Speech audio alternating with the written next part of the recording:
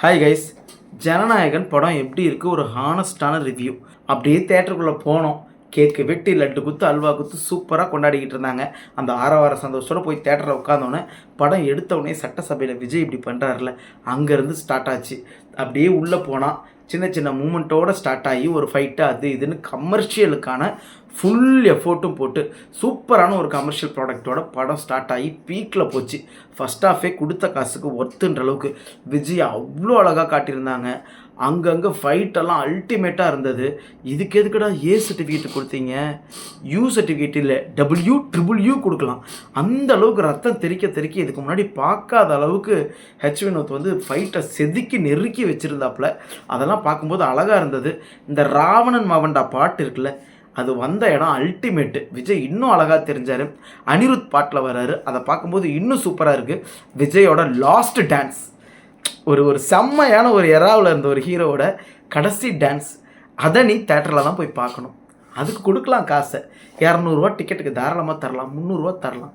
அப்படி இருந்தது விஜயோட டான்ஸ். சூப்பராக இருந்தது. எனக்கு அதை பார்க்கும்போதே ஆப்பாடா, கொடுத்த காசுக்கு ஓகேடா, ஓகே திருப்தி அப்படின்ற மாதிரி.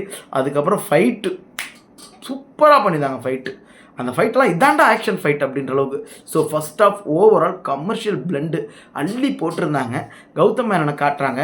அவரை ஒரு ஸ்லோ மோஷனில் காட்டும்போதே சோழி முடிஞ்சு அப்படின்றது நம்மளுக்கு அப்பட்டமாக தெரியுது. அதுக்கப்புறம் அந்த குழந்தை தான் நம்ம விஜய் வளர்க்குறாரு. அந்த வகையில் அப்படியே கதை போய் ஃபஸ்ட் ஆஃப் ஃபுல்லாக சூப்பராக முடிஞ்சு. நல்லா பண்ணியிருக்காருல்ல, நல்லா இருக்குப்பா. ஒரு சீன் கூட பார்க்காம நான் இவ்வளோ நாள் வெயிட் பண்ணது எனக்கு ஒர்த்து தான்ப்பா அப்படின்ற அளவுக்கு இருந்துச்சு ஃபஸ்ட் ஹாஃப். அதுக்கப்புறம் செகண்ட் ஹாஃப் ஸ்டார்ட் ஆச்சு. அப்படியே கொஞ்சமாக வெளியே போச்சு போய் படம் எங்கெங்கேயோ போயிடுச்சு.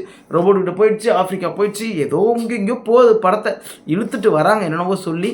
அங்கே வந்து மதன் கௌரி வராரு. ஆனால் மதன் கௌரியை நடிக்க வச்சுருக்காங்க. ஒரு யூடியூபராக இருந்து இவ்வளோ தூரம் வந்து அந்த யூடியூபோட பவரை மதன் கௌரி காட்டியிருக்காரு. ஸோ அவர் ஒரு ஃப்ரேமில் வச்சுருக்காரு. நிறைய வராங்க. ஹீரோயின்லாம் சூப்பராக அவங்க ஒர்க்கப் பண்ணியிருக்காங்க. விஜய் ஏஜ்டாக காட்டும் போது அழகாக இருக்கார். ஸோ செகண்ட் ஹாஃப் ஆனால் ரொம்ப அவேவாக போயிட்டு அப்படியே கதை வருது. கொண்டு வந்து திரும்ப எல்லாமே ஒரு செட்டப்புன்ற மாதிரி அவ்வளவும் தேர்தல் கேன்வாஸ்க்கு அவர் யூஸ் பண்ணிக்கிட்டாருப்பா. பகிரங்கமாக அவ்வளோ பணம் செலவு பண்ணி தேர்தல் கேன்வாஸ்க்காக தான் அந்த படத்தை யூஸ் பண்ணியிருக்காரு. இதை பார்த்தவன் சும்மா இருப்பானா? எப்படி படத்தை ரிலீஸ் பண்ண விடுவான்?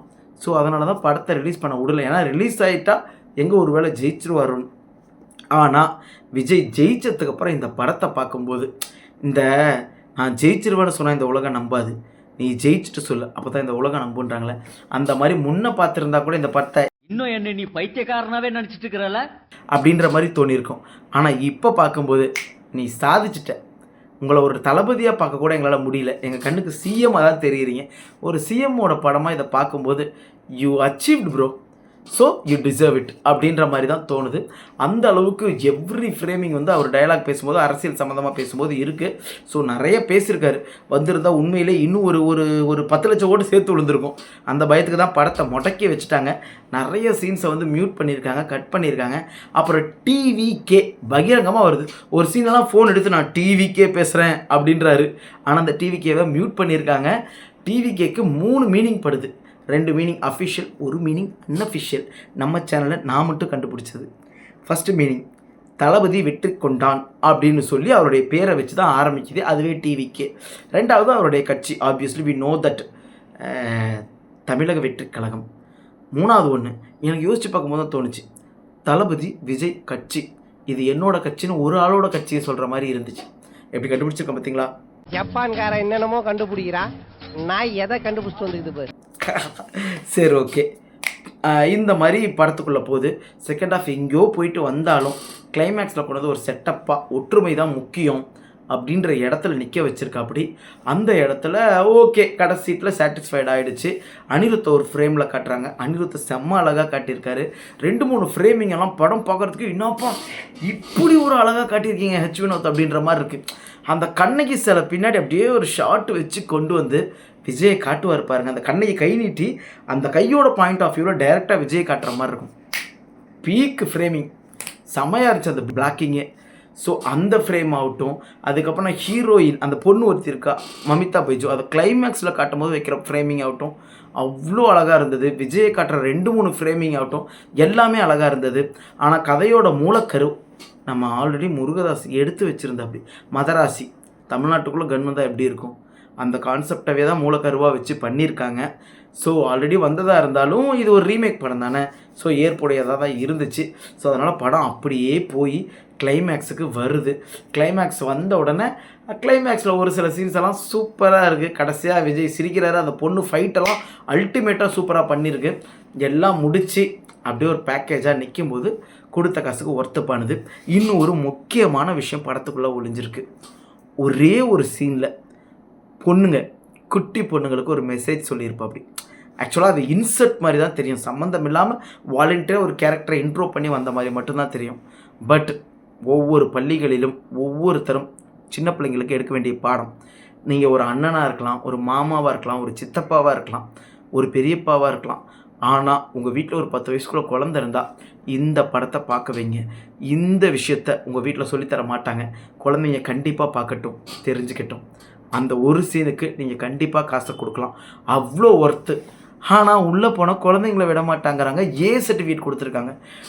ஏ சர்டிஃபிகேட்னா என்ன தெரியுமா? ஏ படம் காமத்தை தூண்டுற படத்துக்கு தான் ஏ சர்டிஃபிகேட் கொடுப்பாங்க. எல்லா சண்டை படத்துக்கும் யூ சர்டிஃபிகேட் தான் கொடுப்பாங்க. இன்னமும் இந்த கேவலமான பாலிடிக்ஸ் இங்கே உலாவுதுன்றது இது ஒன்று தான் அடையாளமாக இருந்துச்சு. நினச்சிருந்தா யூ கொடுத்துருக்கலாம், இன்னும் ட்ரிபிள் யூ கூட கொடுத்துருக்கலாம். ஆனால் ஏ கொடுத்து 18 வயசு ஆயிடுச்சா, குழந்தைங்க உள்ளே வராங்களான்னு பார்த்து விடுறாங்க.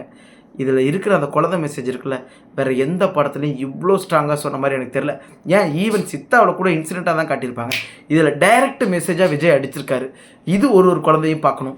உன் வீட்டில் நீ டவுன்லோட் பண்ணியாவது உன் பச்சை பிள்ளைங்களுக்கு போட்டு இதை காட்டு. பொம்பளை போல தெரிஞ்சிக்க வேண்டிய ஒரு விஷயம். அப்படி ஒரு விஷயத்தை விஜய் பண்ணியிருந்தார். Hats off to that. ஓகேவா? ஸோ அப்படி ஒரு சம்பவத்துக்காக காசு கொடுக்கலாம். அப்புறம் கிளைமேக்ஸில் 3 டைரக்டர்ஸ், யங் டைரக்டர்ஸ் வராங்க. பார்க்கும்போது பாப்பா நீங்களா அப்படின்ற மாதிரி இருக்குது. அதுக்கப்புறமா முடிச்சுட்டு அப்படி வெளியே எழுந்திரிக்கும் போது ஒரு ஏவி போடுறாங்க. நம்ம ஆல்ரெடி ஒரு வீடியோவில் ஒன்று போட்டிருப்போம், பார்த்தேன்னா சிங்க மாதிரி இந்த மனுஷனை என்ன பண்ணி வச்சுக்கிறாங்கன்னு. அதோட எக்ஸ்டெண்டட் வேர்ஷனாக அவ்வளோ க்யூட்டாக விஜயை காட்டியிருப்பாங்க. நம்மளுக்கே எமோஷன் ஆகிடுது. இப்படி ஒரு விஜய் இனிமேல் நம்ம பார்க்க மாட்டோமா அப்படின்ற மாதிரி கண்ணெல்லாம் கலங்குற அளவுக்கு ஒரு விஷயத்த பண்ணியிருக்காங்க. நிறைய பேர் ரிவ்யூஸில் கூட கலங்கியிருந்தாங்க கைஸ். ஸோ அந்தளவுக்கு க்யூட்டாக படத்தை முடித்து வெளியே கொண்டு வந்திருக்காங்க. ஓவராலாக தளபதியோட லாஸ்ட் ட்ரீட். காசை கொடுத்து பார்த்துரு, யோசிக்காத, ஃபேமிலியோடு போய் பாரு அப்படின்றது தான். படத்துக்கு 400 கோடி ரூபா பட்ஜெட். பட் எனக்கு என்னமோ தளபதி காசு வாங்கின மாதிரியே தெரில. நிறைய பிரச்சனை வரும், எனக்கு சம்பளமே வேணாம், படத்தை எடுங்க, ரிலீஸ் ஆகி ஒருவேளை அவ்வளோ கலெக்ஷன் ஆச்சுன்னா அப்போ எனக்கு சம்பளம் கொடுங்கன்னு தான் சொல்லியிருப்பார். ஏன்னா படம் அதனால தான் லீக் ஆகிருக்கோன்னு தோணுது. இது என்னோடய பர்சனல் ஸ்டேட்மெண்ட் தான். யாரையாவது பிடிச்சி உள்ளே வச்சுருந்து நீ தான் படத்தை லீக் பண்ணேன்னு டார்ச்சர் பண்ணால் என் புருஷன் குதிரைக்குள்ளே இல்லைங்க மாதிரி தான். இது எப்படியாவது எலெக்ஷனுக்கு முன்னாடி ரிலீஸ் ஆகணும்னு நினச்சி அவங்களே பர்சனலாக ரிலீஸ் பண்ண மாதிரி தான் பார்க்குது.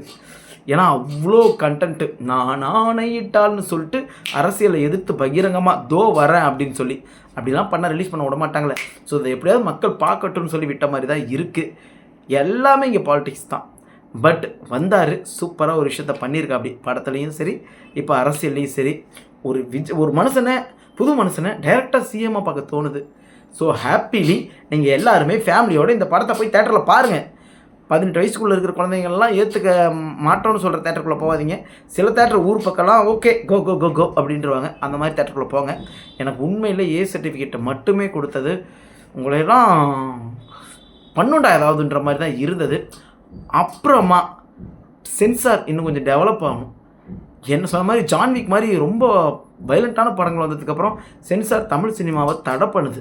அந்த சென்சாரோட ரூல்ஸை மாற்றணும் அப்படின்றது தான் எனக்கு பர்சனலாக பட்டுச்சு. ஓவராலாக இவ்வளோ தான் என்னுடைய தாட்டு. ஸோ ஜனநாயகன் பாருங்கள். Framing ultimate, direction ultimate, music ultimate, songs எல்லாம் செம்ம இன்ட்ரெஸ்டிங், பார்க்கவே ஆசையாக இருக்குது. அந்த பொண்ணுங்களுடைய இம்பார்ட்டன்ஸை காட்டிக்கிட்டு வந்த விதம் சூப்பராக இருக்குது. கடைசியாக விஜயை இவ்வளோ தான் பார்க்க போகிறோம், இதுக்கு மேலே இல்லைன்னும் போது விஜயோட ஃபேனாகவே இல்லை. நான் விஜய் ஃபேன் இல்லைப்பா. நான் சிஎம் நல்லா ஒர்க் பண்ணுறாரு, நான் ரெஸ்பெக்ட் பண்ணுறேன். ஆனால் விஜயோட பர்சனல் ஃபேன்லாம் இல்லை. ஆனால் சூப்பராக பண்ணியிருக்காரு. வினோத் அல்டிமேட்டாக பண்ணியிருக்காரு.